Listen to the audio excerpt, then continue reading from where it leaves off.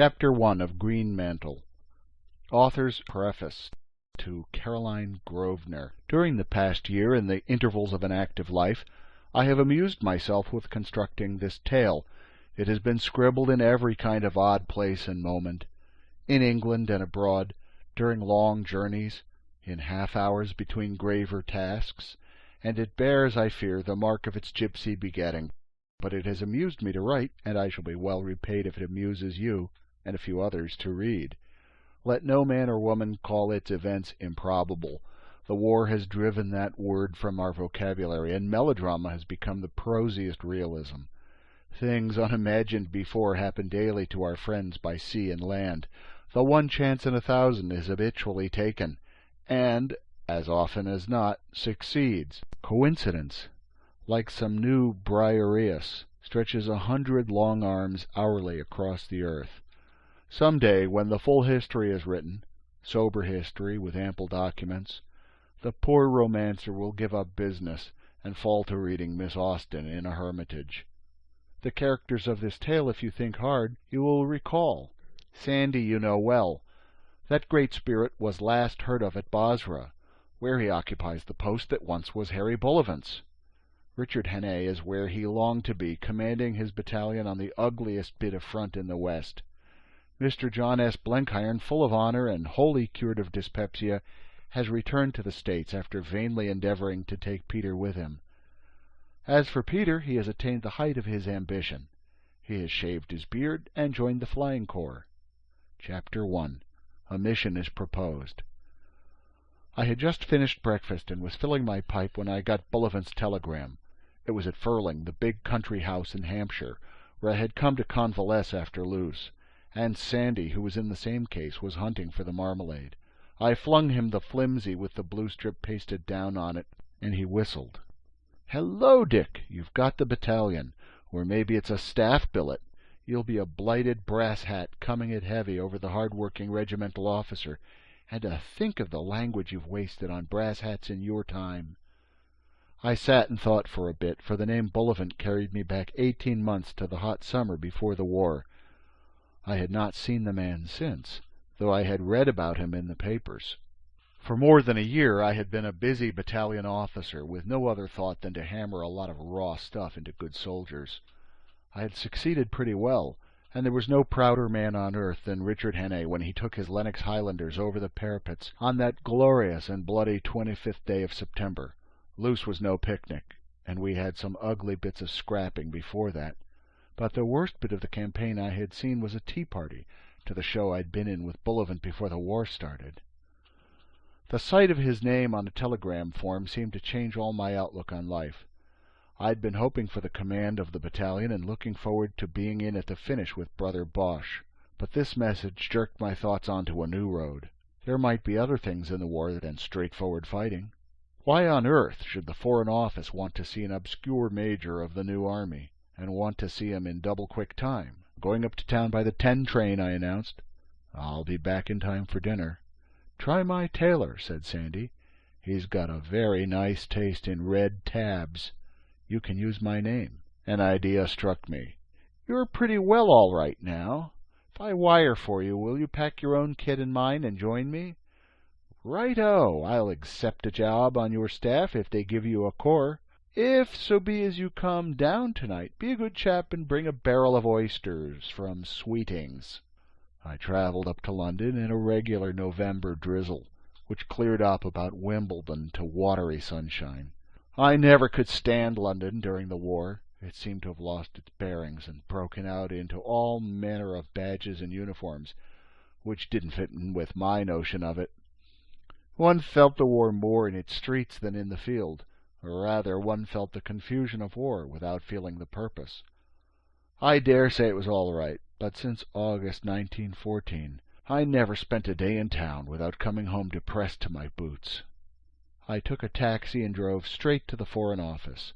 Sir Walter did not keep me waiting long, but when his secretary took me to his room I would not have recognized the man I had known 18 months before. His big frame seemed to have dropped flesh, and there was a stoop in the square shoulders. His face had lost its rosiness and was red in patches, like that of a man who gets too little fresh air. His hair was much grayer and very thin about the temples, and there were lines of overwork below the eyes. But the eyes were the same as before, keen and kindly and shrewd, and there was no change in the firm set of the jaw. "We must on no account be disturbed for the next hour," he told his secretary. When the young man had gone, he went across to both doors and turned the keys in them. "Well, Major Hannay," he said, flinging himself into a chair beside the fire, "how'd you like soldiering?" "Right enough," I said, "though this isn't just the kind of war I would have picked myself. It's a comfortless, bloody business, but we've got the measure of the old Boche now, and it's dogged as does it. I count on getting back to the front in a week or two." "Will you get the battalion?" he asked. He seemed to have been following my doings pretty closely. "I believe I've a good chance. I'm not in this show for honor and glory, though. I want to do the best I can, but I wish to heaven it was over. All I think of is coming out of it with a whole skin." He laughed. "You do yourself an injustice. What about the forward observation post at the Lone Tree? You forgot about the whole skin then." I felt myself getting red. "That was all rot," I said, "and I can't think who told you about it. I hated the job, but I had to do it to prevent my subalterns going to glory. They were a lot of fire-eating young lunatics. If I had sent one of them, he'd have gone on his knees to Providence and asked for trouble." Sir Walter was still grinning. "I'm not questioning your caution. You have the rudiments of it, or our friends of the Black Stone would have gathered you in at our last merry meeting. I would question it as little as your courage. What exercises my mind is whether it is best employed in the trenches." "Is the War Office dissatisfied with me?" I asked sharply. "They are profoundly satisfied. They propose to give you command of your battalion. Presently, if you escape a stray bullet, you will no doubt be a brigadier. It is a wonderful war for youth and brains. But I take it you are in this business to serve your country, Hannay." "I reckon I am," I said. "I am certainly not in it for my health." He looked at my leg, where the doctors had dug out the shrapnel fragments, and smiled quizzically. "Pretty fit again?" he asked.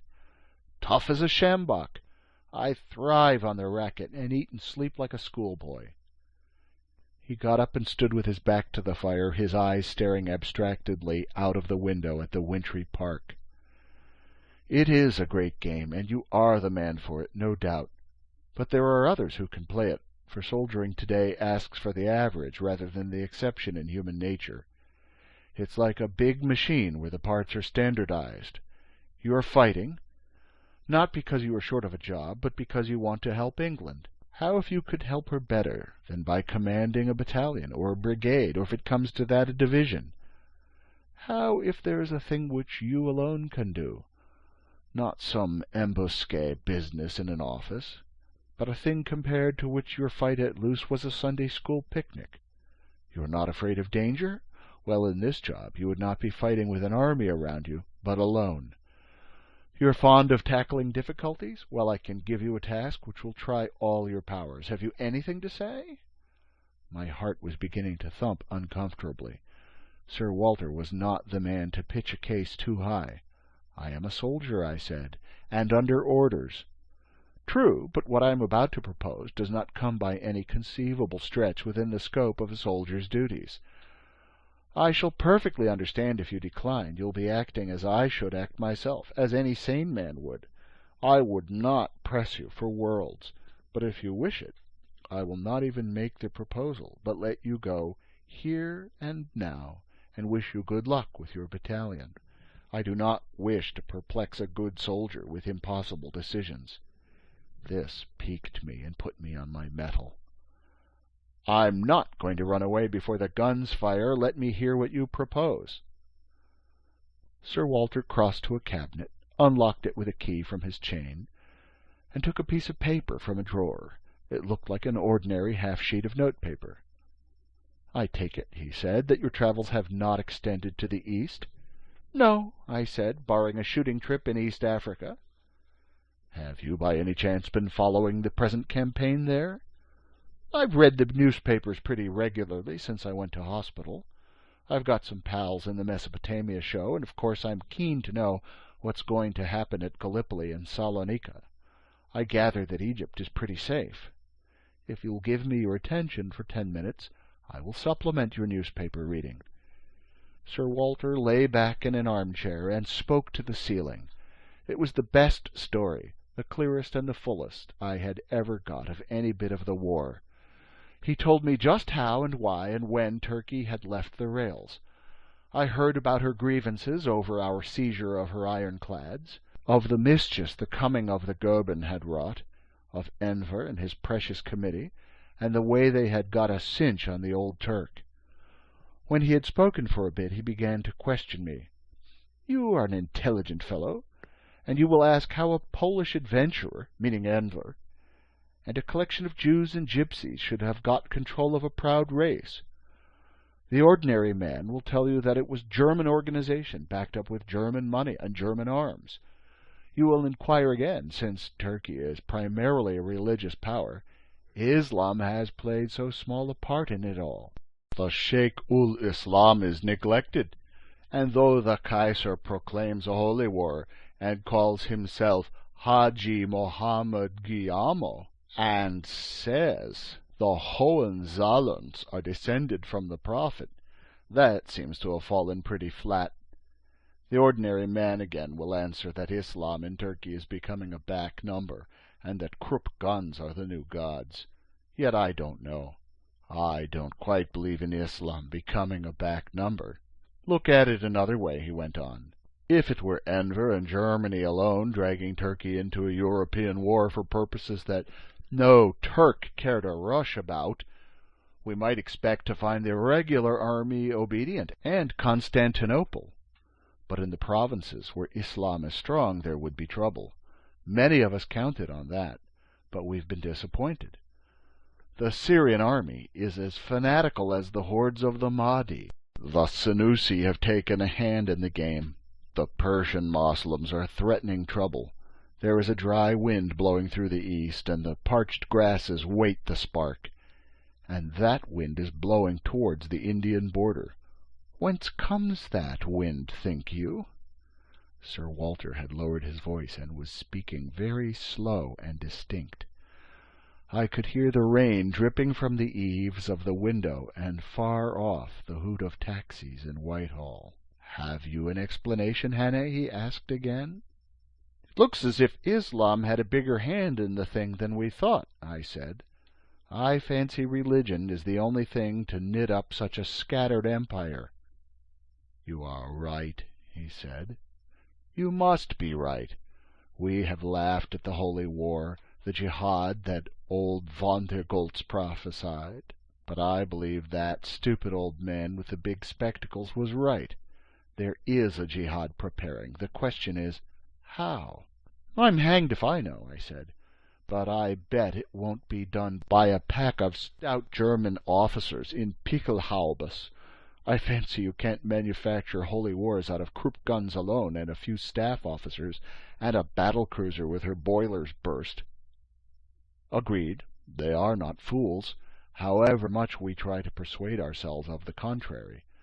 But supposing they had got some tremendous sacred sanction, some holy thing, some book or gospel, or some new prophet from the desert, something which would cast over the whole ugly mechanism of German war the glamour of the old torrential raids, which crumpled the Byzantine Empire and shook the walls of Vienna. Islam is a fighting creed, and the mullah still stands in the pulpit with the Koran in one hand and a drawn sword in the other. Supposing there is some Ark of the Covenant which will madden the remotest Moslem peasant with dreams of paradise, what then, my friend? Then there'll be hell let loose in those parts pretty soon. Hell which may spread. Beyond Persia, remember, lies India." "You keep to suppositions. How much do you know?" I asked. "Very little, except the fact. But the fact is beyond dispute. I have reports from agents everywhere. Peddlers in South Russia, Afghan horse-dealers, Turkoman merchants, pilgrims on the road to Mecca, sheikhs in North Africa, sailors on the Black Sea coasters, sheep-skinned Mongols, Hindu fakirs, Greek traders in the Gulf, as well as respectable consuls who use ciphers. They tell the same story. The East is waiting for a revelation. It has been promised one. Some star, man, prophecy, or trinket is coming out of the West. The Germans know, and that is the card with which they're going to astonish the world. And the mission you spoke of for me is to go and find out." He nodded gravely. "That is the crazy and impossible mission." "Tell me one thing, Sir Walter," I said. "I know it is the fashion in this country, if a man has a special knowledge, to set him to some job exactly the opposite. I know all about Damaraland, but instead of being put on Botha's staff, as I applied to be, I was kept in Hampshire mud till the campaign in German Southwest Africa was over. I know a man who could pass as an Arab, but do you think they would send him to the East? They left him in my battalion. A lucky thing for me, for he saved my life at Loos. I know the fashion, but isn't this just carrying it a bit too far? There must be thousands of men who have spent years in the East and talk any language. They're the fellows for this job. I never saw a Turk in my life, except a chap who did wrestling turns in a show at Kimberley. You've picked about the most useless man on earth." "You've been a mining engineer, Hannay," Sir Walter said. "If you wanted a man to prospect for gold in Barotse land, you would, of course, like to get one who knew the country and the people and the language. But the first thing you would require in him would be that he had a nose for finding gold and knew his business. That's the position now. I believe that you have a nose for finding out what our enemies try to hide. I know that you are brave and cool and resourceful. That's why I tell you the story. Besides—" He unrolled a big map of Europe on the wall. "I can't tell you where you'll get on the track of the secret, but I can put a limit to the quest. You won't find it east of the Bosporus, not yet. It is still in Europe. It may be in Constantinople or in Thrace. It may be farther west, but it is moving eastwards. If you're in time, you may cut into its march to Constantinople. That much I can tell you. The secret is known in Germany, too, to those whom it concerns. It is in Europe that the seeker must search at present."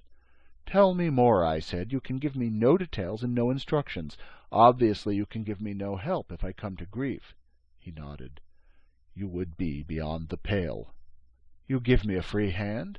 "Absolutely. You can have what money you like, and you can get what help you like.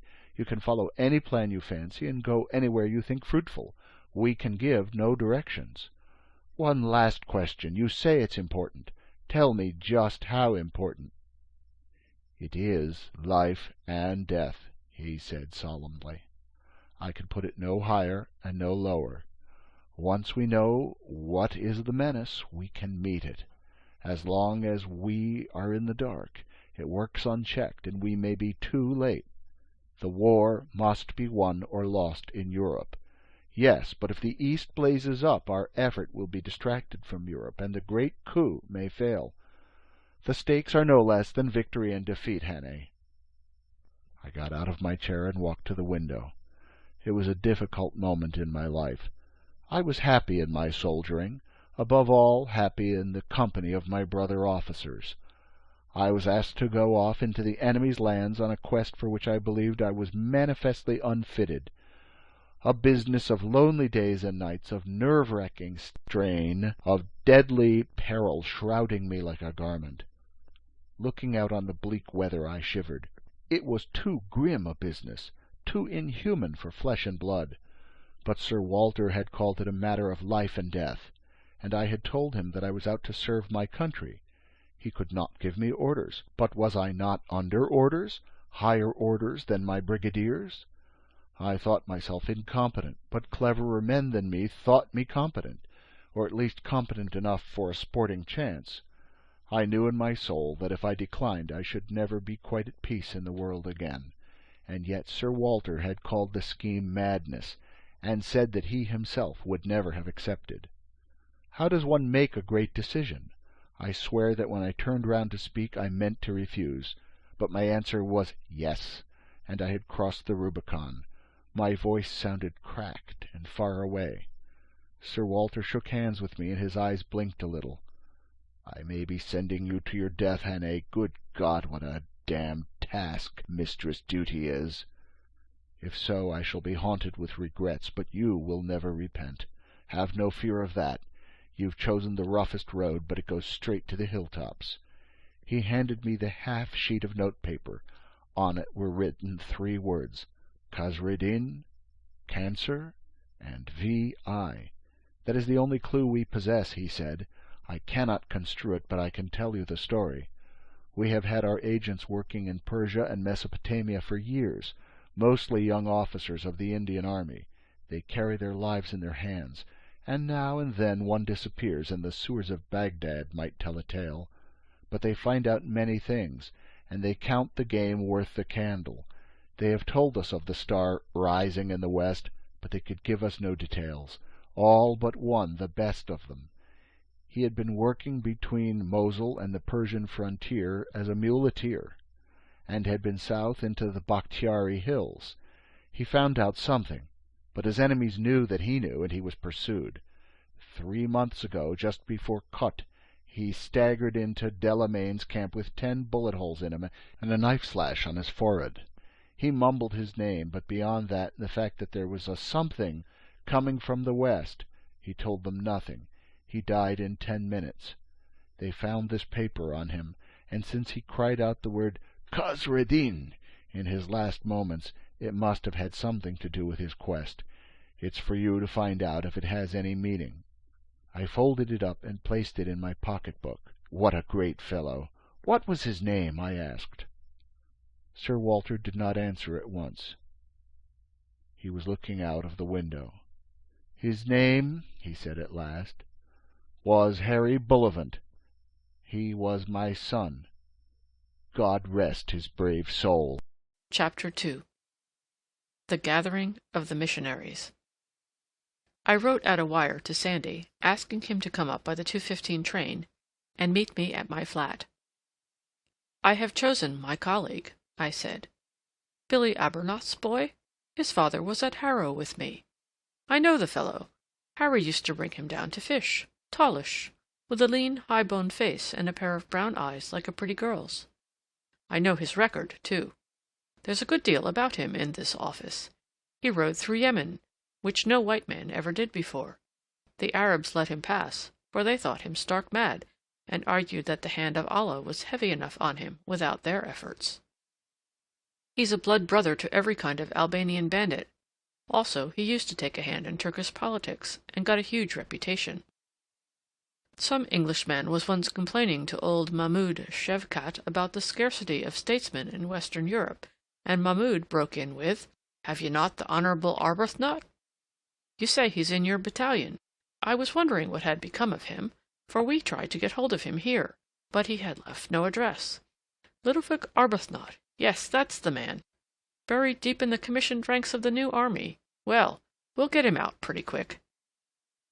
I knew he had knocked about the East, but I didn't know he was that kind of swell. Sandy's not the chap to buck about himself. "He wouldn't," said Sir Walter. He had always a more than oriental reticence. "I've got another colleague for you, if you like him." He looked at his watch. "You can get to the Savoy Grill-Room in 5 minutes in a taxicab.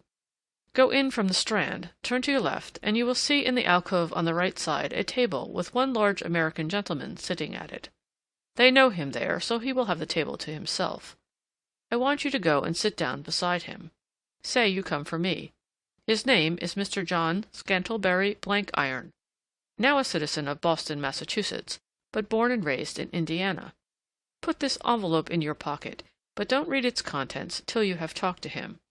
I want you to form your own opinion about Mr. Blankiron." I went out of the Foreign Office in as muddled a frame of mind as any diplomatist who ever left its portals. I was most desperately depressed. To begin with, I was in a complete funk. I had always thought I was about as brave as the average man, but there's courage, and mine was certainly not the impassive kind. Stick me down in a trench, and I could stand being shot at as well as most people, and my blood could get hot if it were given a chance. But I think I had too much imagination. I couldn't shake off the beastly forecasts that kept crowding my mind. In about a fortnight, I calculated, I would be dead. Shot as a spy, a rotten sort of ending. At the moment I was quite safe, looking for a taxi in the middle of Whitehall, but the sweat broke on my forehead. I felt as I had felt in my adventure before the war, but this was far worse, for it was more cold-blooded and premeditated, and I didn't seem to have even a sporting chance. I watched the figures in khaki passing on the pavement, and thought what a nice safe prospect they had compared to mine. Yes, even if next week they were in the Hohenzollern, or the hairpin trench at the quarries, or that ugly angle at Hooge. I wondered why I had not been happier that morning before I got that infernal wire. Suddenly all the trivialities of English life seemed to me inexpressibly dear and terribly far away. I was very angry with Bullivant, till I remembered how fair he had been. My fate was my own choosing. When I was hunting the Black Stone, the interest of the problem had helped to keep me going, but now I could see no problem. My mind had nothing to work on but 3 words of gibberish on a sheet of paper, and a mystery of which Sir Walter had been convinced, but to which he couldn't give a name. It was like the story I had read of Saint Teresa setting off at the age of 10 with her small brother to convert the Moors. I sat huddled in the taxi with my chin on my breast, wishing that I had lost a leg at Lewes and been comfortably tucked away for the rest of the war. Sure enough, I found my man in the grill-room. There he was, feeding solemnly, with a napkin tucked under his chin. He was a big fellow, with a fat, sallow, clean-shaven face. I disregarded the hovering waiter, and pulled up a chair beside the American at the little table. He turned on me a pair of full, sleepy eyes, like a ruminating ox. "Mr. Blenkiron?" I asked. "You have my name, sir," he said. "Mr. John Scantlebury Blenkiron. I would wish you good morning, if I saw anything good in this darned British weather." "I come from Sir Walter Bullivant," I said, speaking low. "So," said he, "Sir Walter is a very good friend of mine. Pleased to meet you, or I guess it's Colonel?" "Hannay," I said, "Major Hannay." I was wondering what this sleepy Yankee could do to help me. "Allow me to offer you luncheon, Major. Here, waiter, bring the cart. I regret that I cannot join you in sampling the efforts of the management of this hotel. I suffer, sir, from dyspepsia, duodenal dyspepsia. It gets me 2 hours after a meal, and gives me hell just below the breastbone. So I am obliged to adopt a diet. My nourishment is fish, sir, and boiled milk and a little dry toast.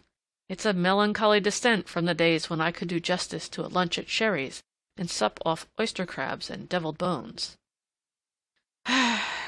He sighed from the depths of his capacious frame. I ordered an omelette and a chop, and took another look at him. The large eyes seemed to be gazing steadily at me, without seeing me. They were as vacant as an abstracted child's, but I had an uncomfortable feeling that they saw more than mine. "You have been fighting, Major? The Battle of Lewes? Well, I guess that must have been some battle. We in America respect the fighting of the British soldier, but we don't quite catch on to the devices of the British generals. We opine that there is more bellicosity than science among your highbrows. That is so? My father fought at Chattanooga, but these eyes have seen nothing gorier than a presidential election. Say, is there any way I could be let into a scene of real bloodshed?" His serious tone made me laugh. "There are plenty of your countrymen in the present show," I said. "The French Foreign Legion is full of young Americans, and so is our Army Service Corps. Half the chauffeurs you strike in France seem to come from the States." He sighed. "I did think of some belligerent stunt a year back, but I reflected that the good Lord had not given John S. Blenkiron the kind of martial figure that would do credit to the tented field. Also, I recollected that we Americans were neutrals, benevolent neutrals, and that it did not become me to be buttoned into the struggles of the effete monarchies of Europe, so I stopped at home. It was a big renunciation, Major, for I was lying sick during the Philippines business, and I have never seen the lawless passions of men let loose on a battlefield, and as a student of humanity I hankered for the experience." "What have you been doing?" I asked. The calm gentleman had begun to interest me. "Well," he said, "I just waited. The Lord has blessed me with money to burn, so I didn't need to go scrambling like a wild cat for war contracts. But I reckoned I would get let into the game somehow, and I was. Being a neutral, I was in an advantageous position to take a hand. I had a pretty hectic time for a while, and then I reckoned I would leave God's country and see what was doing in Europe. I have counted myself out of the bloodshed business, but as your poet sings, peace has its victories not less renowned than war, and I reckon that means that a neutral can have a share in a scrap as well as a belligerent. That's the best kind of neutrality I've ever heard of, I said. It's the right kind, he said solemnly. Say, Major, what are your lot fighting for? For your own skins and your empire and the peace of Europe. Well, those ideas don't concern us 1 cent. We are not Europeans, and there aren't any German trenches on Long Island yet. You've made the ring in Europe, and if we came butting in, it wouldn't be the rules of the game. You wouldn't welcome us, and I guess you'd be right. We're that delicate-minded we can't interfere, and that was what my friend President Wilson meant when he opined that America was too proud to fight. So we're neutrals. But likewise we're benevolent neutrals. As I follow events, there's a skunk been let loose in the world, and the odor of it is going to make life none too sweet till it is cleared away. It wasn't us that stirred up that skunk, but we've got to take a hand in disinfecting the planet. See? We can't fight, but by God, some of us are going to sweat blood to sweep the mess up. Officially, we do nothing, except give off notes like a leaky boiler gives off steam. But as individual citizens, we're in it up to the neck. So in the spirit of Jefferson Davis and Woodrow Wilson, I'm going to be the neutralest kind of neutral till Kaiser will be sorry he didn't declare war on America at the beginning. I was completely recovering my temper. This fellow was a perfect jewel, and his spirit put purpose into me. I guess you British were the same kind of neutral when your admiral warned off the German fleet from interfering with Dewey in Manila Bay in '98. Mr. Blank-Iron drank up the last drop of his boiled milk and lit a thin black cigar. I leaned forward. "Have you talked to Sir Walter?" I asked. "I have talked to him, and he has given me to understand that there's a deal ahead which you're going to boss. There are no flies on that big man, and if he says it's good business, then you can count me in." "You know that it's uncommonly dangerous." "I judge so, but it don't do to begin counting risks. I believe in an all-wise and beneficent Providence, but you've got to trust him and give him a chance. What's life, anyhow? For me, it's living on a strict diet and having frequent pains in my stomach. It isn't such an almighty lot to give up, provided you get a good price in the deal. Besides, how big is the risk? About 1 o'clock in the morning, when you can't sleep, it will be the size of Mount Everest, but if you run out to meet it, it'll be a hillock you can jump over. The grizzly looks very fierce when you're taking your ticket for the Rockies and wondering if you'll come back, but he's just an ordinary bear when you've got the sight of your rifle on him. I won't think about risks till I'm up to my neck in them and don't see the road out." I scribbled my address on a piece of paper and handed it to the stout philosopher. "Come to dinner tonight at 8, I said. "I thank you, Major. A little fish, please, plain boiled, and some hot milk. You will forgive me if I borrow your couch after the meal and spend the evening on my back. That is the advice of my new doctor." I got a taxi and drove to my club.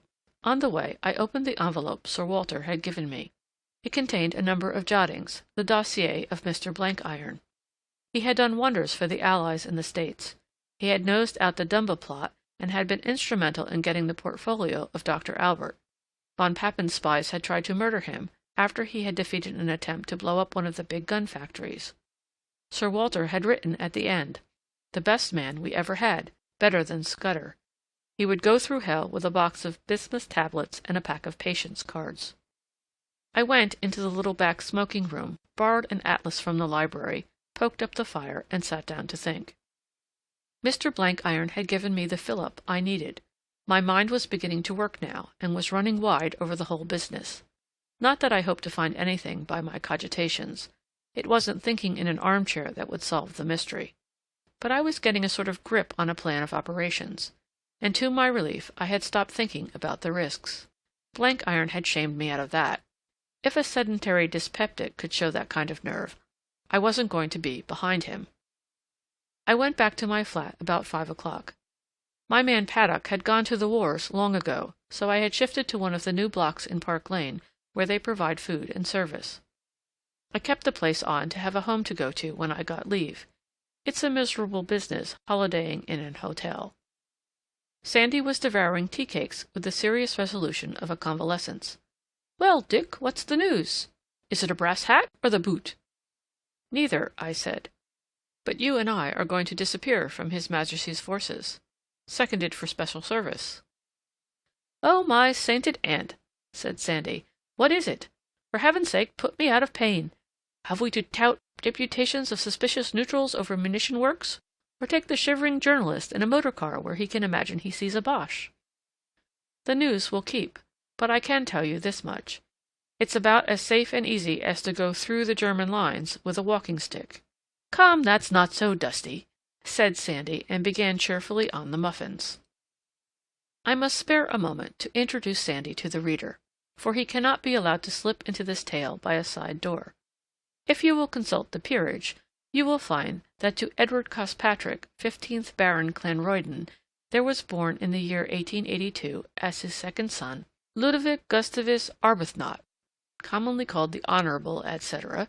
The said son was educated at Eton and New College, Oxford, was a captain in the Tweeddale Yeomanry, and served for some years as honorary attaché at various embassies. The peerage will stop short at this point, but that is by no means the end of the story. For the rest, you must consult very different authorities. Lean brown men from the ends of the earth may be seen on the London pavements now and then in creased clothes, walking with the light outland step, slinking into clubs as if they could not remember whether or not they belonged to them. From them you may get news of Sandy. Better still, you will hear of him at little forgotten fishing ports where the Albanian mountains dip to the Adriatic. If you struck a Mecca pilgrimage, the odds are you would meet a dozen of Sandy's friends in it. In shepherds' huts in the Caucasus you will find bits of his cast-off clothing, for he has a knack of shedding garments as he goes. In the caravanserai of Bokhara and Samarkand he is known, and there are shikaris in the Pamirs who still speak of him round their fires. If you were going to visit Petrograd, or Rome or Cairo, it would be no use asking him for introductions. If he gave them, they would lead you into strange haunts. But if fate compelled you to go to Lhasa or Yarkand or Seistan, he could map out your road for you and pass the word to potent friends. We call ourselves insular, but the truth is that we are the only race on earth that can produce men capable of getting inside the skin of remote peoples. Perhaps the Scots are better than the English, but we're all 1000% better than anybody else. Sandy was the wandering Scot carried to the pitch of genius. In old days he would have led a crusade or discovered a new road to the Indies. Today he merely roamed as the spirit moved him, till the war swept him up and dumped him down in my battalion. I got out Sir Walter's half-sheet of notepaper. It was not the original, naturally he wanted to keep that, but it was a careful tracing. I took it that Harry Bulifant had not written down the words as a memo for his own use. People who followed his career have good memories. He must have written them in order that, if he perished and his body was found, his friends might get a clue. Wherefore, I argued, the words must be intelligible to somebody or other of our persuasion, and likewise they must be pretty well gibberish to any Turk or German that found them. The first, Kasreddin, I could make nothing of. I asked Sandy. "You mean Nazareddin," he said, still munching crumpets. "What's that?" I asked sharply. "He's the general believed to be commanding against us in Mesopotamia. I remember him years ago in Aleppo. He talked bad French and drank the sweetest of sweet champagne." I looked closely at the paper. The K was unmistakable. "Kasreddin is nothing.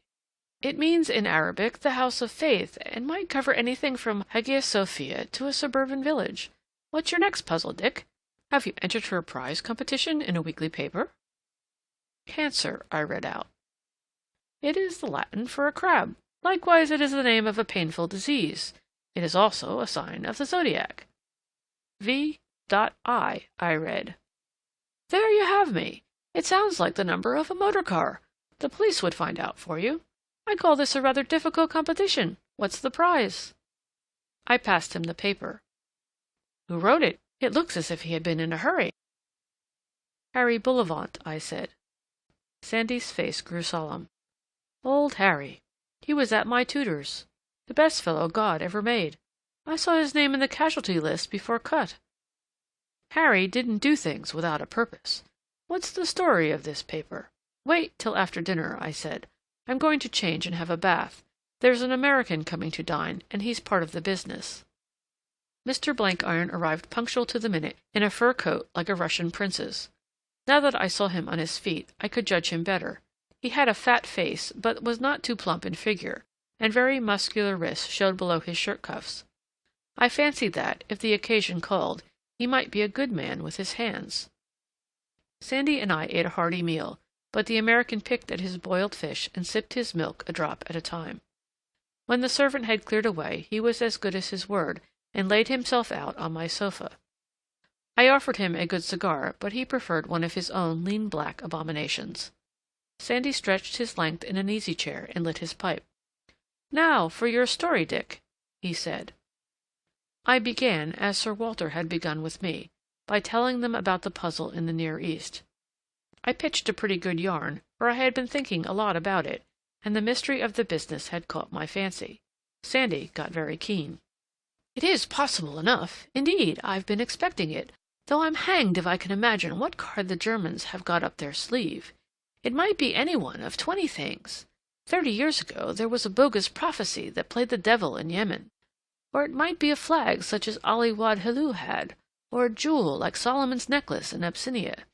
You never know what will start off a jihad, but I rather think it's a man." "Where could he get his purchase?" I asked. "It's hard to say. If it were merely wild tribesmen like the Bedouin, he might have got a reputation as a saint and miracle worker. Or he might be a fellow that preached a pure religion, like the chap that founded the Sanusi.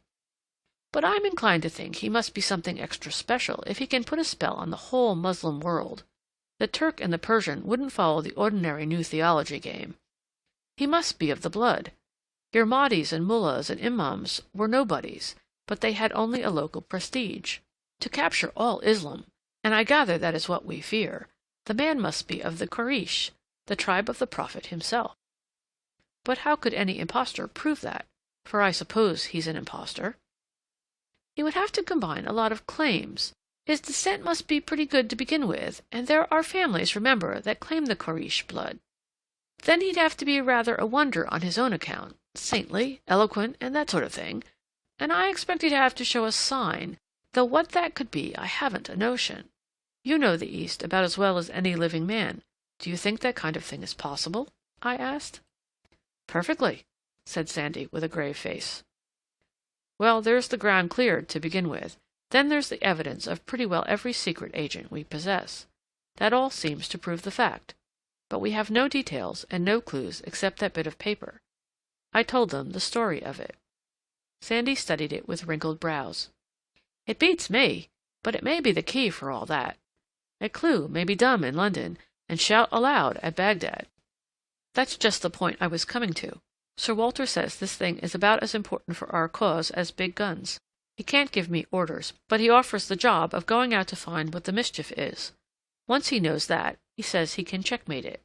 But it's got to be found out soon, for the mine may be sprung at any moment. I've taken on the job. Will you help?" Sandy was studying the ceiling. "I should add that it's about as safe as playing chuck farthing at the Lewes Cross Roads the day you and I went in, and if we fail, nobody can help us." "Oh, of course, said Sandy in an abstracted voice. Mr. Blankiron, having finished his after-dinner recumbency, had sat up and pulled a small table towards him. From his pocket he had taken a pack of patience cards, and had begun to play the game called the Double Napoleon. He seemed to be oblivious of the conversation. Suddenly I had a feeling that the whole affair was stark lunacy. Here were we three simpletons sitting in a London flat, and projecting a mission into the enemy's citadel without an idea what we were to do or how we were to do it. And one of the three was looking at the ceiling and whistling softly through his teeth, and another was playing patience. The farce of the thing struck me so keenly that I laughed. Sandy looked at me sharply. "You feel like that? Same with me. It's idiocy, but all war is idiotic, and the most whole-hearted idiot is apt to win. We're to go on this mad trail wherever we think we can hit it. Well, I'm with you, but I don't mind admitting that I'm in a blue funk. I had got myself adjusted to this trench business and was quite happy. And now you have hoiked me out, and my feet are cold." "I don't believe you know what fear is," I said. "There you're wrong, Dick," he said earnestly. "Every man who isn't a maniac knows fear. I have done some daft things, but I never started on them without wishing they were over. Once I'm in the show, I get easier, and by the time I'm coming out, I'm sorry to leave it. But at the start, my feet are icy. Then I take it you're coming?" "Rather," he said. "You didn't imagine I would go back on you." "And you, sir?" I addressed Blank-Iron. His game of patience seemed to be coming out. He was completing 8 little heaps of cards with a contented grunt. As I spoke, he raised his sleepy eyes and nodded. "Why, yes. You gentlemen mustn't think that I haven't been following your most engrossing conversation. I guess I haven't missed a syllable. I find that a game of patience stimulates the digestion after meals and conduces to quiet reflection. John S. Blank-Iron is with you all the time." He shuffled the cards and dealt for a new game. I don't think I ever expected a refusal, but this ready assent cheered me wonderfully. I couldn't have faced the thing alone. "Well, that's settled. Now for ways and means. We 3 have got to put ourselves in the way of finding out Germany's secret, and we have to go where it is known. Somehow or other we have to reach Constantinople, and to beat the biggest area of country we must go by different roads. Sandy, my lad, you've got to get into Turkey. You're the only one of us that knows that engaging people.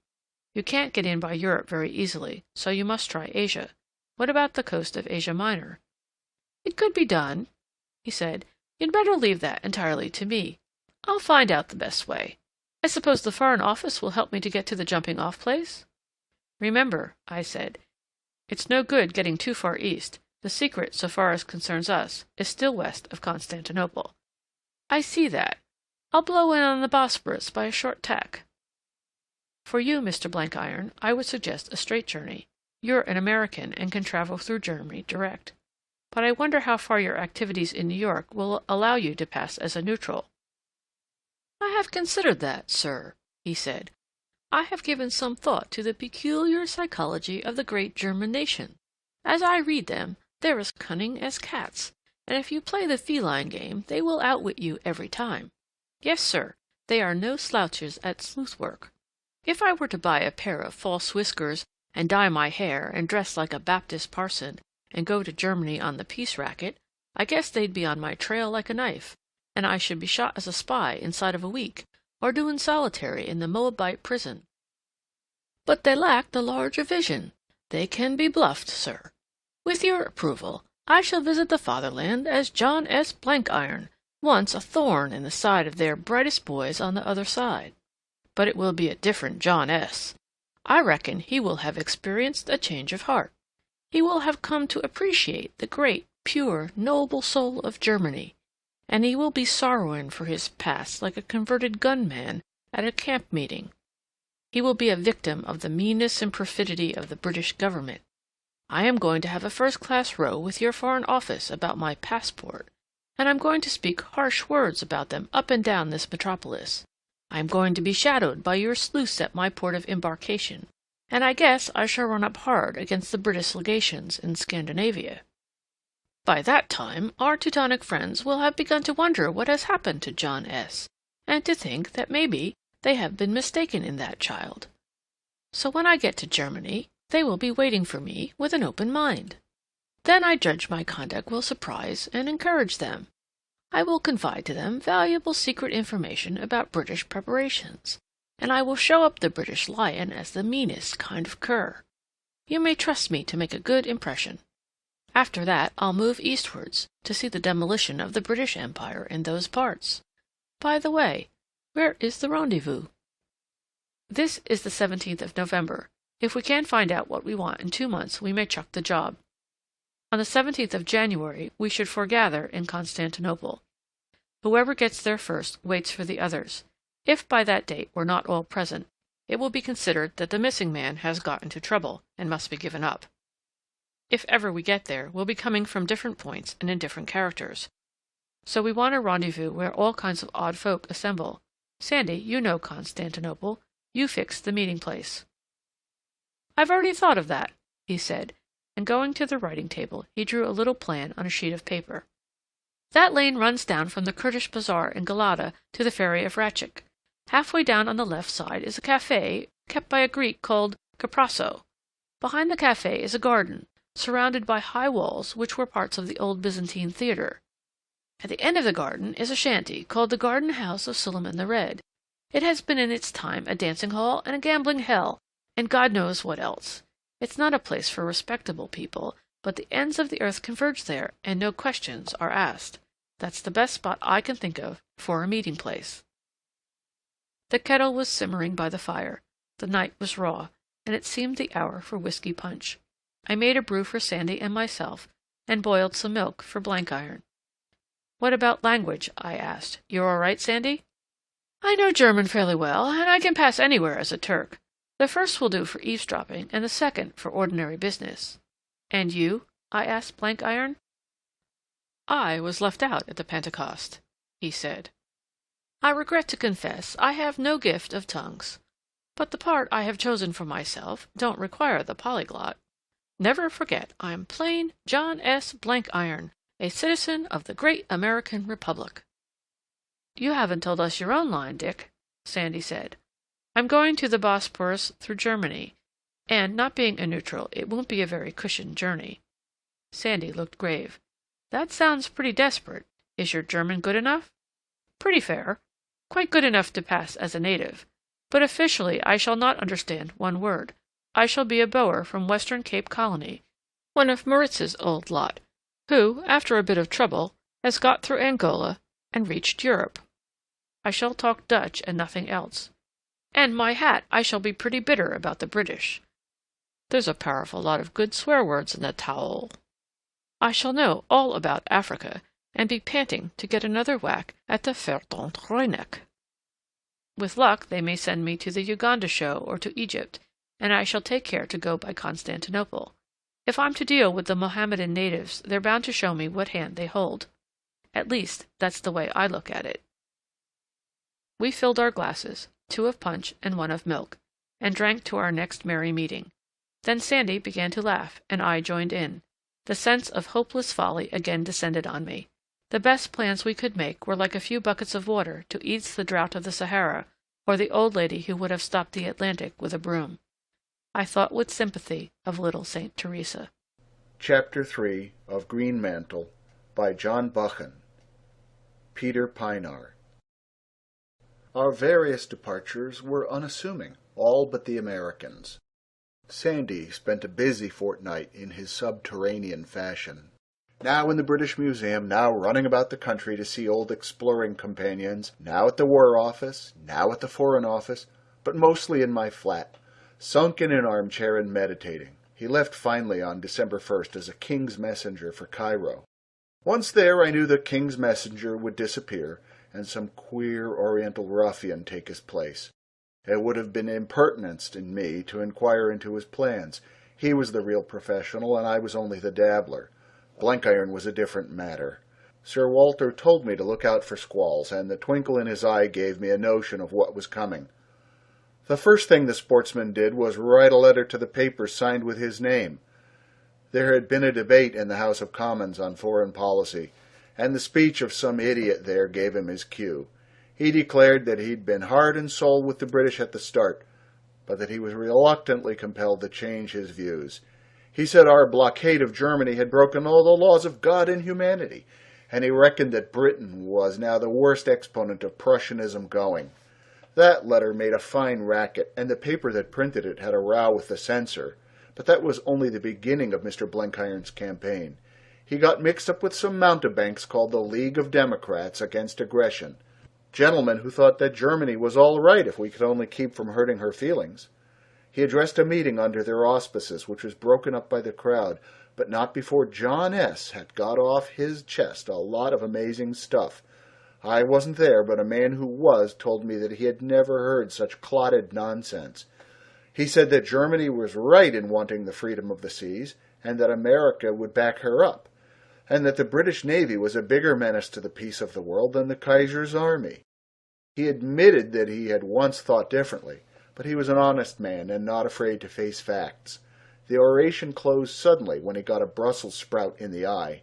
at which my friend said he swore in a very unpacifist style. After that he wrote other letters to the press, saying that there was no more liberty of speech in England, and a lot of scallywags backed him up. Some Americans wanted to tar and feather him, and he got kicked out of the Savoy.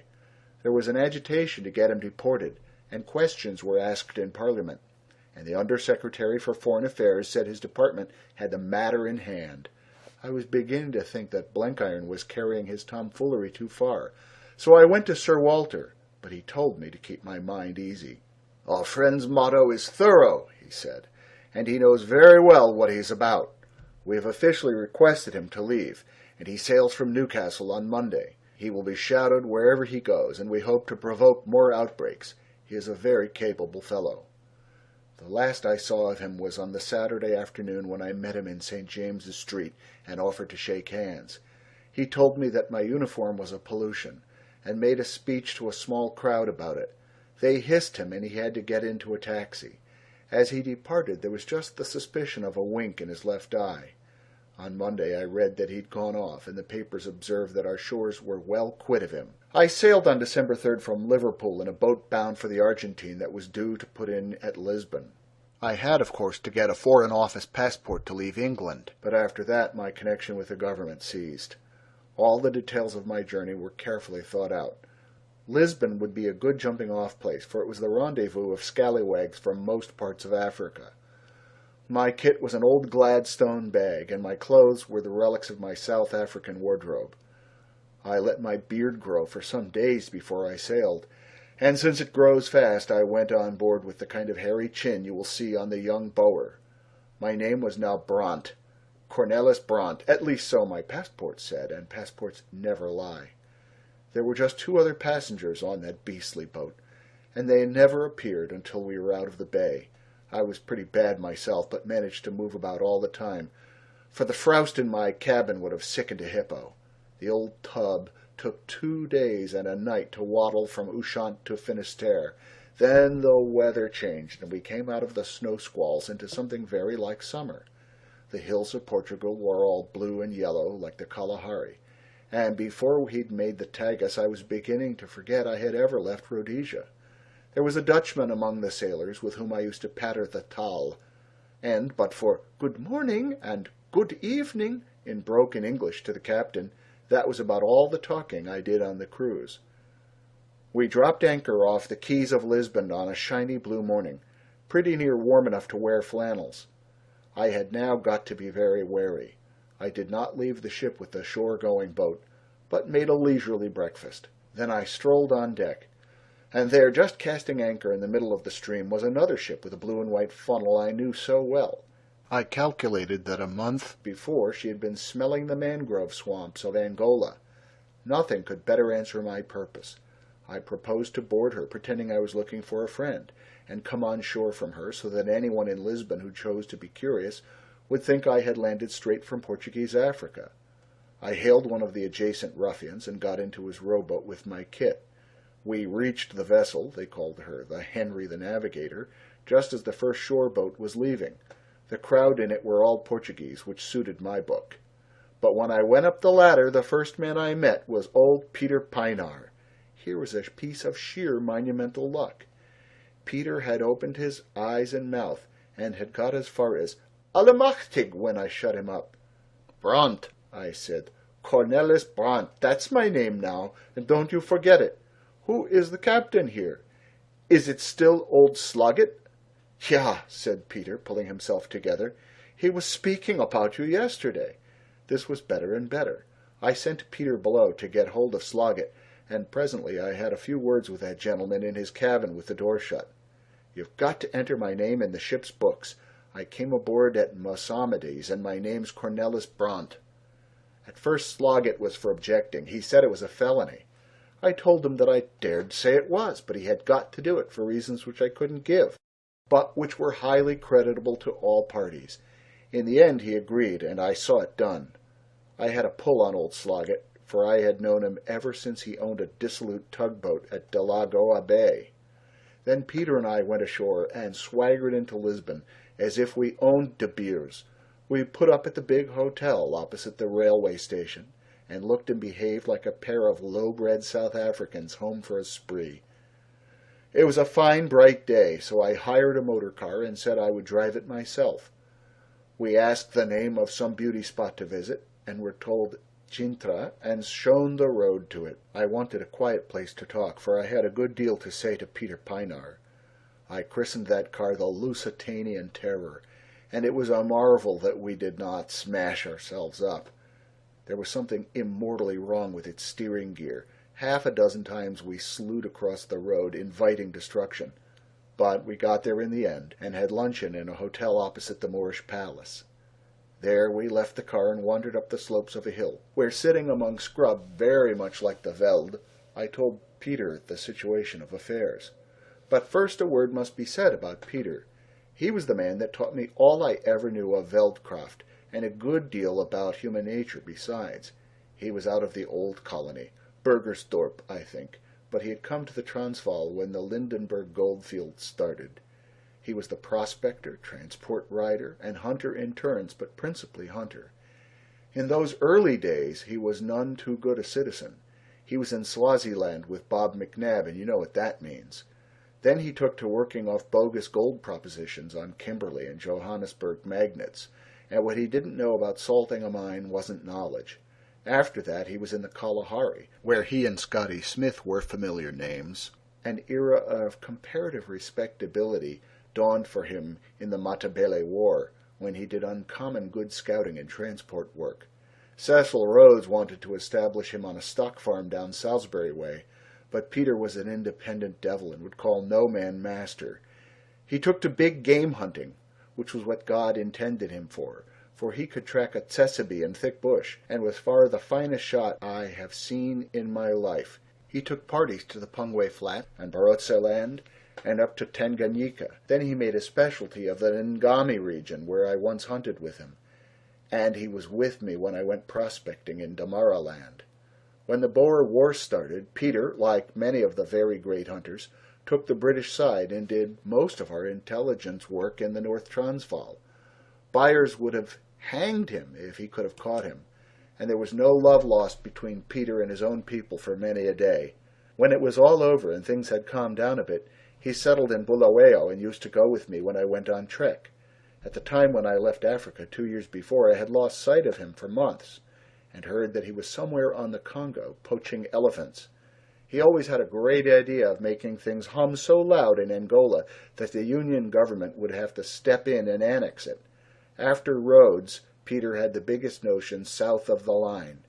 He was a man of about 5'10", very thin and active, and as strong as a buffalo. He had pale blue eyes, a face as gentle as a girl's, and a soft, sleepy voice.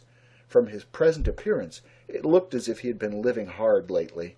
His clothes were of the cut you might expect to get at Lobito Bay, and he was as lean as a rake, deeply browned with the sun, and there was a lot of gray in his beard.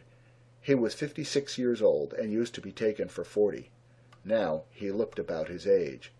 At first I asked him what he'd been up to since the war began. He spat in the Kaffir way he had, and said he'd been having hell's time. "I got hung up on the Kafue," he said, "and when I heard from old Letsitala that the white men were fighting, I had a bright idea that I might get into German southwest from the north. You see, I know that Botha couldn't keep long out of the war. Well, I got into German territory all right, and then a skellum of an officer came along and commandeered all my mules, and wanted to commandeer me with them for his full army. He was a very ugly man with a yellow face." Peter filled a deep pipe from a kudu skin pouch. "Were you commandeered?" I asked. "No. I shot him, so as not to kill but to wound badly. It was all right, for he fired first on me. Got me, too, in the left shoulder, but that was the beginning of bad trouble. I trekked east pretty fast and got over the border among the Ovamba. I have made many journeys, but that was the worst. 4 days I went without water and 6 without food. Then by bad luck I fell in with Nikitla. You remember the half-caste chief? He said I owed him money for cattle, which I bought when I came here with Karawab. It was a lie, but he held to it, and would give me no transport. So I crossed the Kalahari on my feet. Ugh, it was as slow as a vrow coming from Nachtmaal. It took weeks and weeks, and when I came to Lech Wase Kral, I heard that the fighting was over and that Botha had conquered the Germans. That, too, was a lie, but it deceived me. And I went north into Rhodesia, where I learned the truth. But by then I judged the war had gone too far for me to make any profit out of it. So I went into Angola to look for German refugees. By that time I was hating Germans worse than hell. "But what did you propose to do with them?" I asked. "I had a notion they would make trouble with the government in those parts. I don't specially love the Portugoose, but I'm for him against the Germans every day. Well, there was trouble, and I had a merry time for a month or two. But by and by it petered out, and I thought I had better clear for Europe, for South Africa was settling down just as the big show was getting really interesting. So here I am, Cornelis, my old friend. If I shave my beard, will they let me join the flying corps?" I had looked at Peter sitting there smoking as imperturbable as if he had been growing mealies in Natal all his life and had run home for a month's holiday with his people in Peckham. "You're coming with me, my lad," I said. "We're going into Germany." Peter showed no surprise. "Keep in mind that I don't like the Germans," was all he said. "I'm a quiet Christian man, but I've the devil of a temper." Then I told him the story of our mission. "You and I have got to be Maritz's man. We went into Angola, and now we're trekking for the fatherland to get a bit of our own back from the infernal English. Neither of us knows any German publicly. We'd better plan out the fighting we were in. Kakamas will do for one, and shoot drift. You were a Nagamiland hunter before the war. They won't have your dossier, so you can tell any lie you like. I'd better be an educated Afrikander, one of Bayer's bright lads, and a pal of old Herzog. We can let our imagination loose about that part, but we must stick to the same yarn about the fighting." "Ja, Cornelis," said Peter. He had called me Cornelis ever since I had told him my new name. He was a wonderful chap for catching on to any game. "But after we get into Germany, what then? There can't be much difficulty about the beginning, but once we're among the beer swillers I don't quite see our line. We're to find out about something that's going on in Turkey. When I was a boy, the predikant used to preach about Turkey. I wish I was better educated and remembered whereabouts in the map it was." "You leave that to me," I said. "I'll explain it all to you before we get there. We haven't got much of a spoor, but we'll cast about, and with luck we'll pick it up.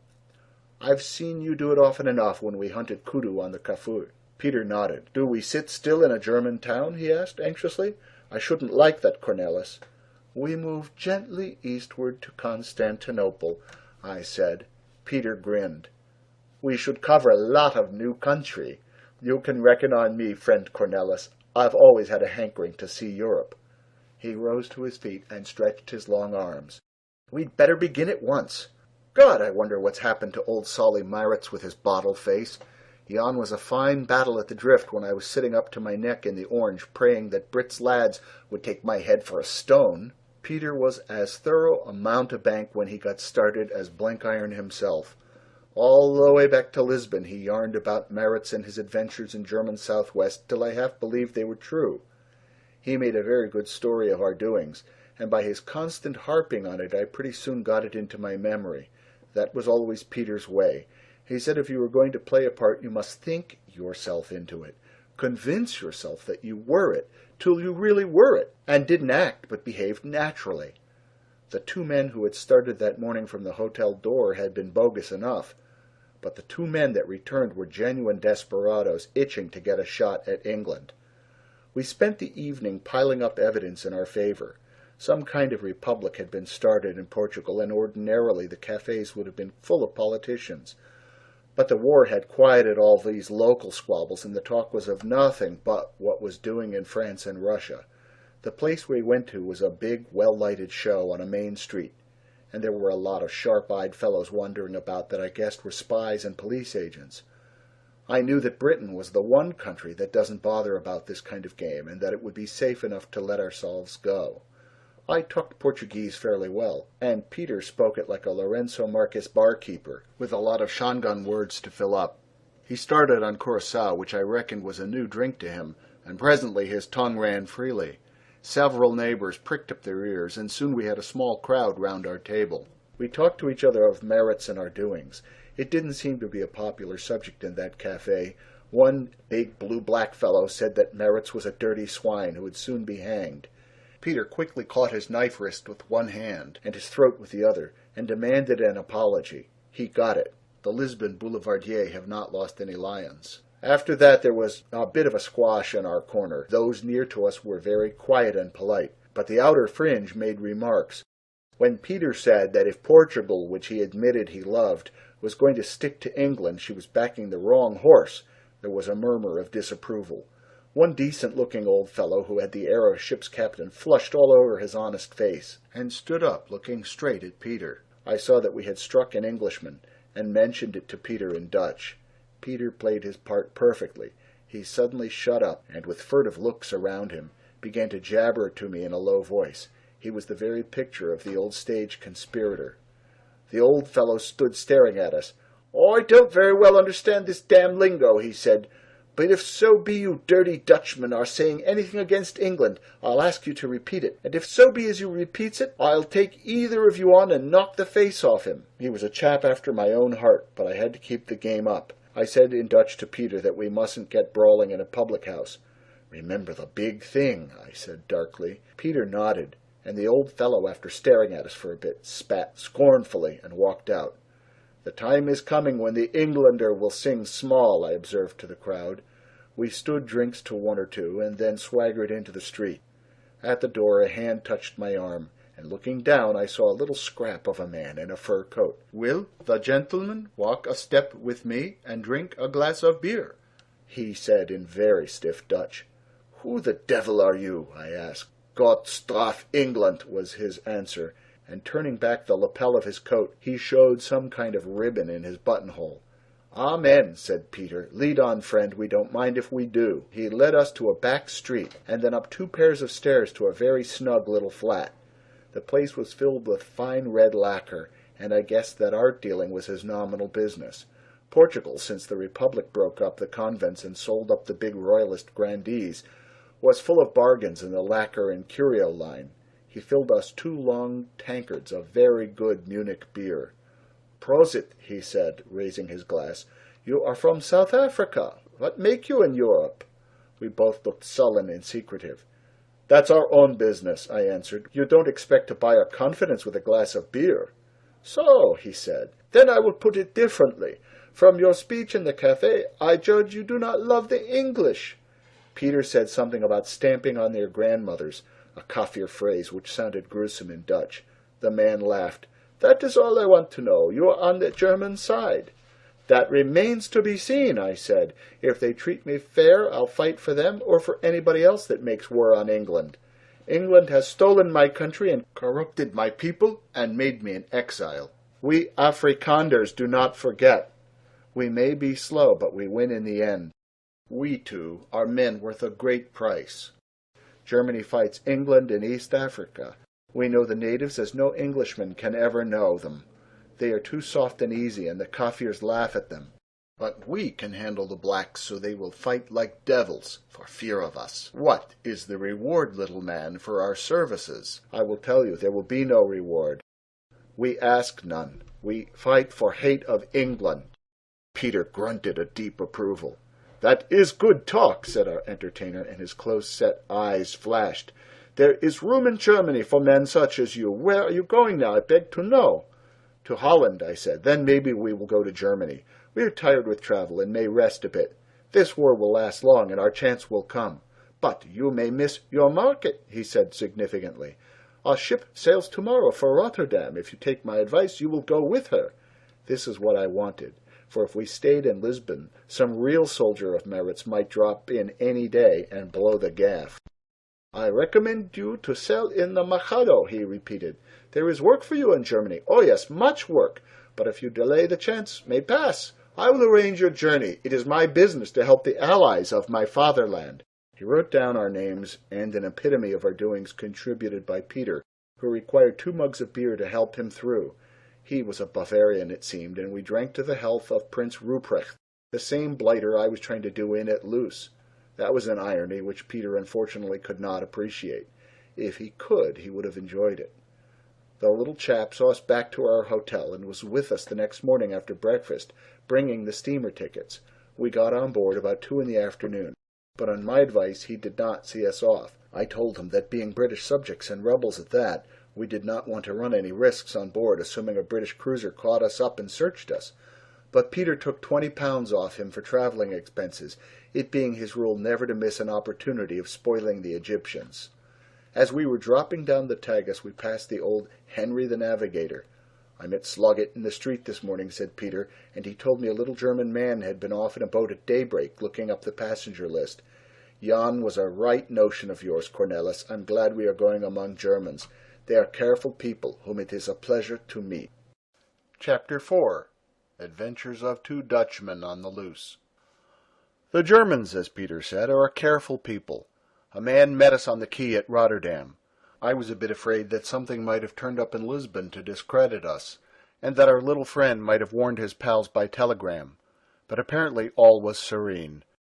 Peter and I had made our plans pretty carefully on the voyage, and had kept up between ourselves the role of Maritz's men, which Peter said was the only way to play a part well. Upon my soul, before we got to Highland I was not very clear in my own mind what my past had been. Indeed, the danger was that the other side of my mind, which should be busy with the great problem, would get atrophied, and that I should soon be mentally on a par with the ordinary backveld desperado. We had agreed that it would be best to get into Germany at once, and when the agent on the quay told us of a train at midday, we decided to take it. I had another fit of cold feet before we got over the frontier. At the station there was a king's messenger whom I had seen in France, and a war correspondent who had been trotting round our part of the front before Loos. I heard a woman speaking pretty clean-cut English, which amid the hoarse Dutch jabber sounded like a lark among crows. There were copies of the English papers for sale, and English cheap editions. I felt pretty bad about the whole business, and I wondered if I should ever see these homely sights again. But the mood passed when the train started. It was a clear, blowing day, and as we crawled through the flat pastures of Holland, my time was taken up answering Peter's questions. He had never been in Europe before, and formed a high opinion of the farming. He said he reckoned that such land would carry 4 sheep a morgen. We were thick in talk when we reached the frontier station and jolted over a canal bridge into Germany. I had expected a big barricade with barbed wire and entrenchments, but there was nothing to see on the German side but 6 sentries in the field grey I had hunted at Loos. An under-officer with the black and gold button of the Landsturm hoiked us out of the train, and we were all shepherded into a big bare waiting room where a large stove burned. They took us 2 at a time into an inner room for examination. I had explained to Peter all about this formality, but I was glad we went in together, for they made us strip to the skin, and I had to curse him pretty seriously to make him keep quiet. The men who did the job were fairly civil, but they were mighty thorough. They took down a list of all we had in our pockets and bags, and all the details from the passports the Rotterdam agent had given us. We were dressing when a man in a lieutenant's uniform came in with a paper in his hand. He was a fresh-faced lad of about 20, with short-sighted spectacled eyes. "Herr Brandt," he called out. I nodded. "And this is Herr Pienaar?" he asked in Dutch. He saluted. "Gentlemen, I apologize. I am late because of the slowness of the Herr Commandant's motor car. Had I been in time, you would have not been required to go through this ceremony. We have been advised of your coming, and I am instructed to attend you on your journey. The train for Berlin leaves in half an hour. Pray, do me the honor to join me in a bock." With a feeling of distinction, we stalked out of the ordinary ruck of passengers and followed the lieutenant to the station restaurant. He plunged at once into conversation, talking the Dutch of Holland, which Peter, who had forgotten his school days, found a bit hard to follow. He was unfit for active service because of his eyes and a weak heart, but he was a desperate fire-eater in that stuffy restaurant. By his way of it, Germany could gobble up the French and the Russians whenever she cared, but she was aiming at getting all the Middle East in her hands first, so that she could come out conqueror with the practical control of half the world. "Your friends the English," he said, grinning, "will come last. When we have starved them and destroyed their commerce with our undersea boats, we will show them what our navy can do. For a year they have been wasting their time in brag and politics, and we have been building great ships. Oh, so many! My cousin at Kiel," and he looked over his shoulder. "But we never heard about that cousin at Kiel." A short, sunburnt man came in, and our friend sprang up and saluted, clicking his heels like a pair of tongs. "These are the South African Dutch, Herr Kapitän," he said. The newcomer looked us over with bright, intelligent eyes, and started questioning Peter in the taal. It was well that we had taken some pains with our story, for this man had been years in German Southwest and knew every mile of the borders. Zorn was his name, and both Peter and I thought we remembered hearing him spoken of. I am thankful to say that we both showed up pretty well. Peter told his story to perfection, not pitching it too high, and asking me now and then for a name or to verify some detail. Captain Zorn looked satisfied. "You seem the right kind of fellows," he said. "But remember," and he bent his brows on us, "we do not understand slimness in this land. If you are honest, you will be rewarded, but if you dare to play a double game, you will be shot like dogs. Your race has produced over many traitors for my taste." "I ask no reward," I said gruffly. "We're not Germans or Germany's slaves, but so long as she fights against England, we will fight for her." "Bold words," he said, "but you must bow your stiff necks to discipline first. Discipline has been the weak point of you Boers, and you have suffered for it. You are no more a nation. In Germany we put discipline first and last, and therefore we will conquer the world.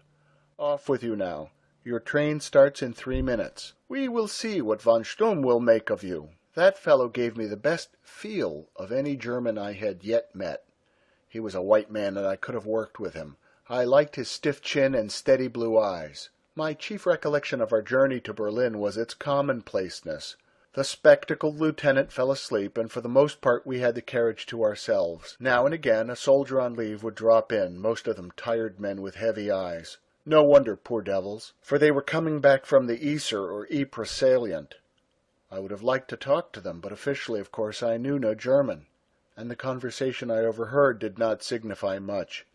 It was mostly about regimental details, though one chap, who was in better spirits than the rest, observed that this was the last Christmas of misery, and that next year he would be holidaying at home with full pockets. The others assented, but without much conviction. The winter day was short, and most of the journey was made in the dark. I could see from the window the lights of little villages, and now and then the blaze of ironworks and forges. We stopped at a town for dinner, where the platform was crowded with drafts waiting to go westward. We saw no signs of any scarcity of food, such as the English newspapers wrote about. We had an excellent dinner at the station restaurant, which, with a bottle of white wine, cost just 3 shillings apiece.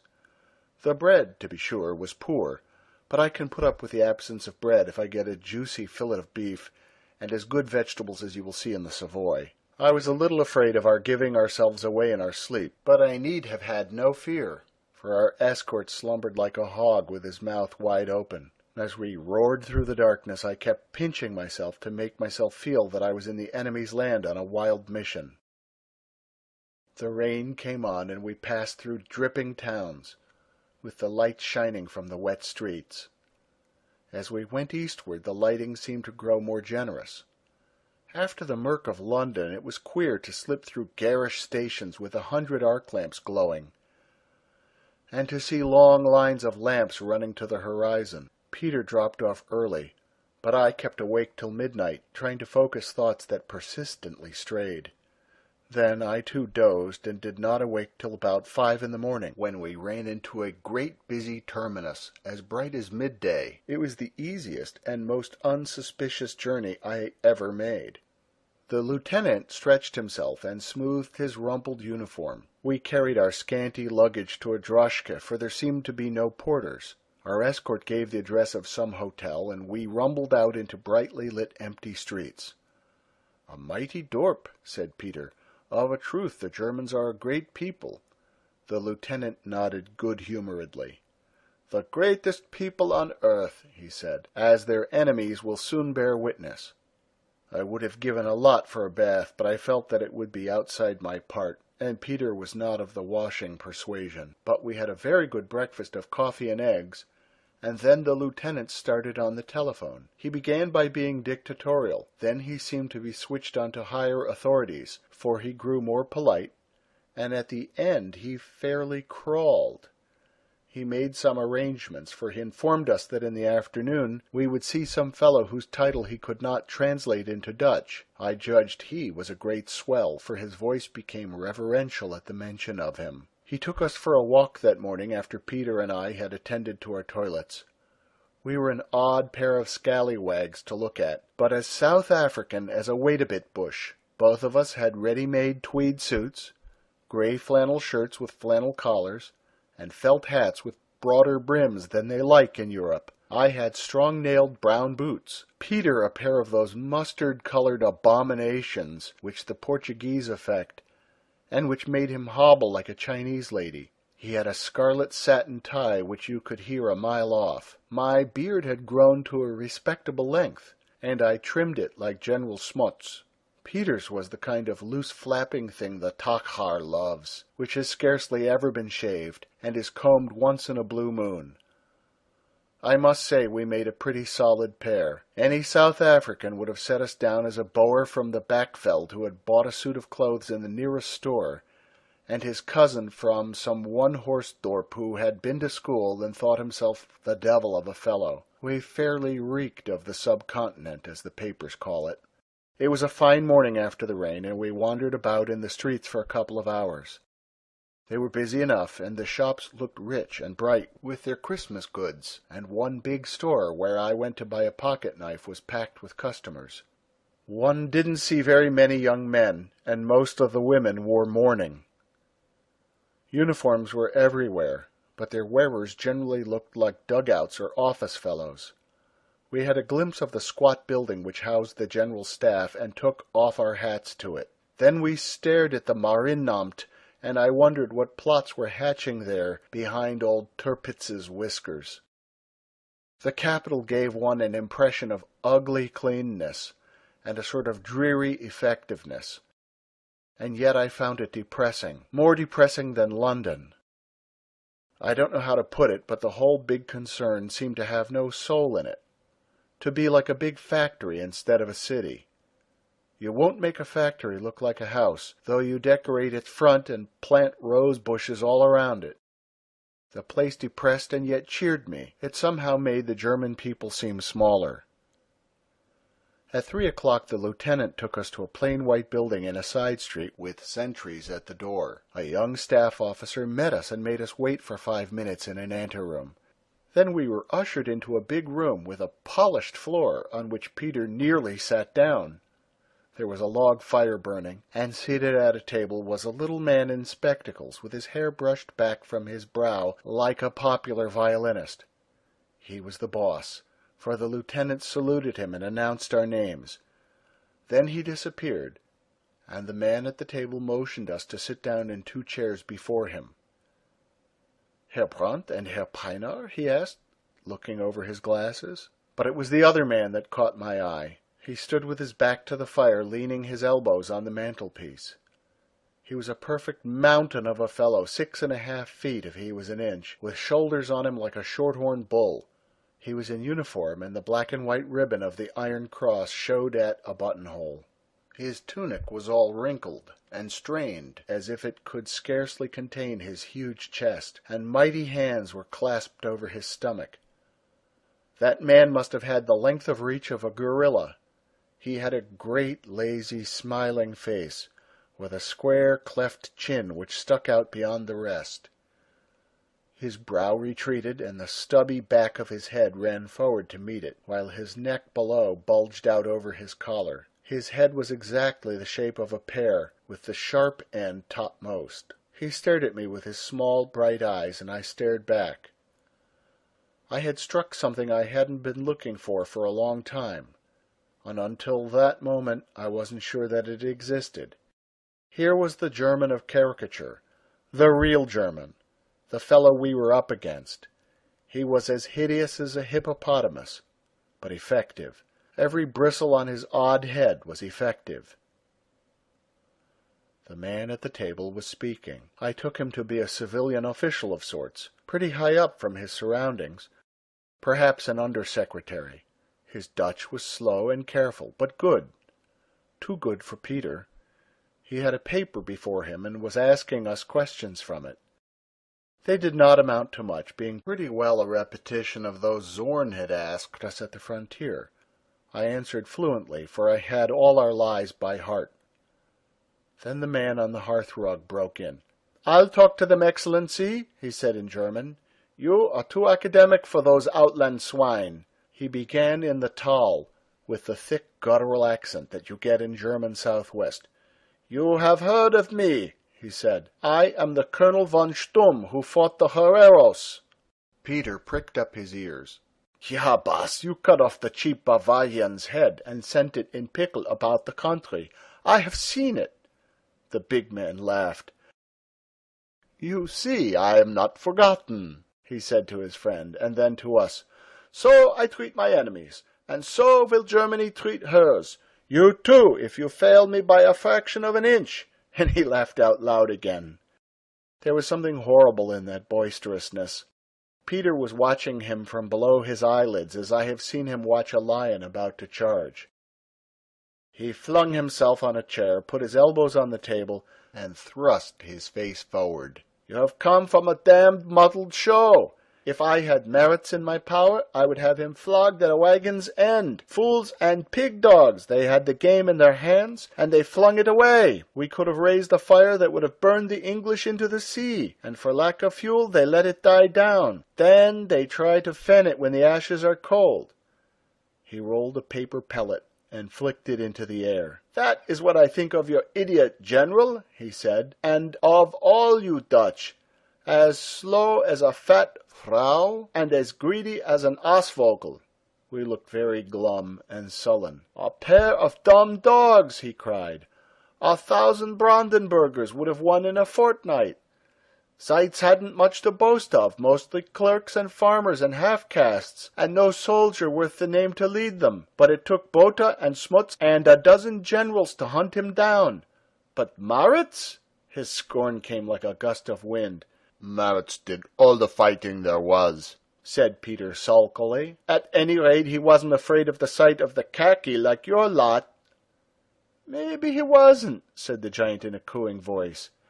"Maybe he had his reasons for that. You Dutchmen have always a feather-bed to fall on.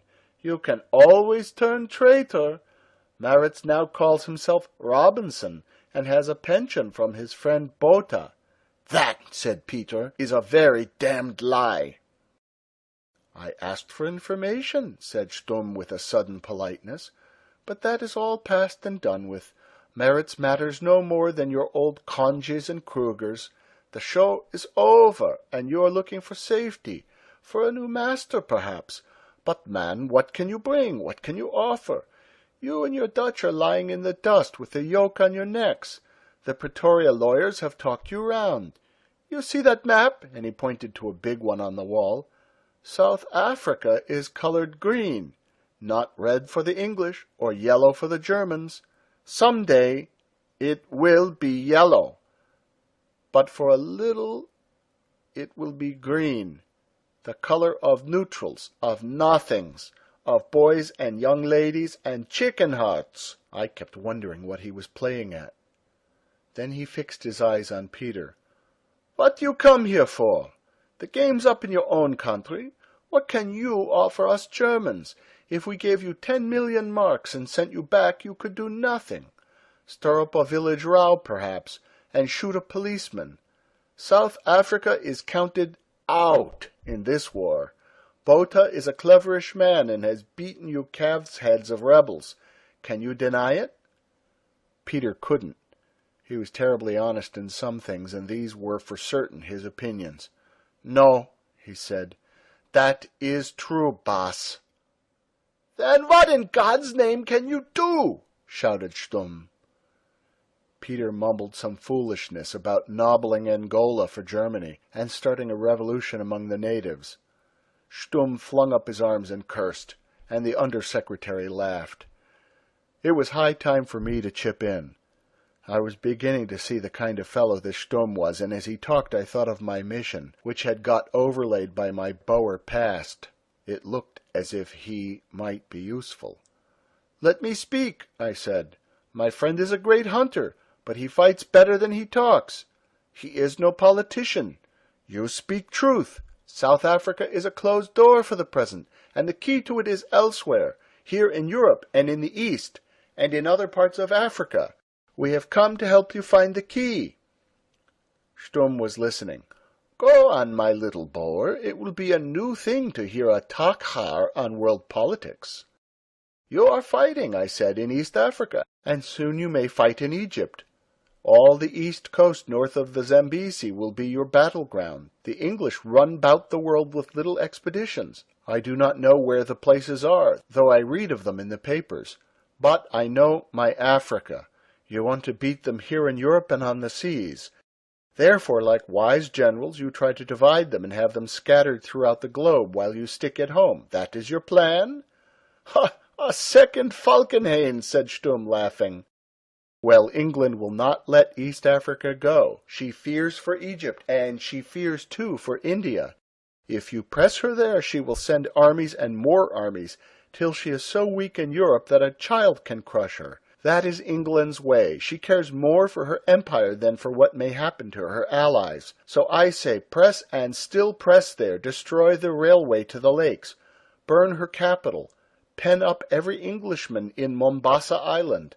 At this moment it is worth for you 1,000 Damaralands."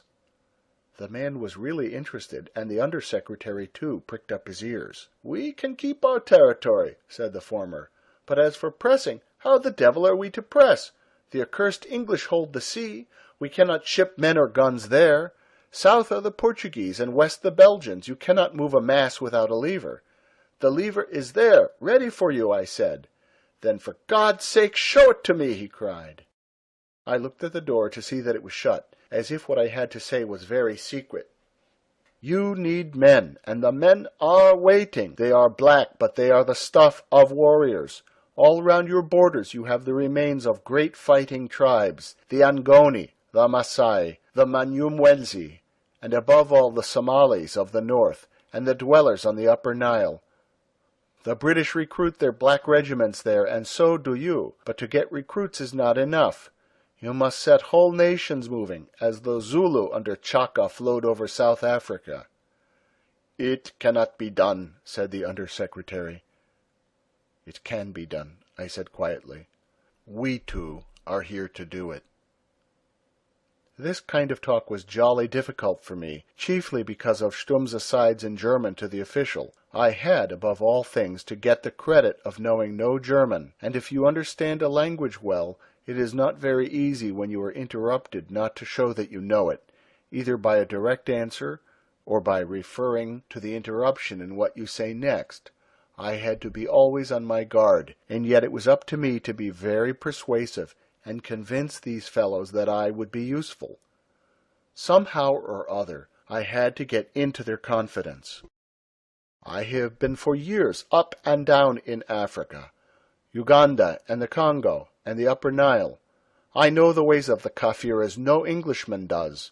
We Afrikanders see into the black man's heart, and though he may hate us, he does our will. You Germans are like the English. You are too big folk to understand plain men. "Civilize," you cry. "Educate," say the English.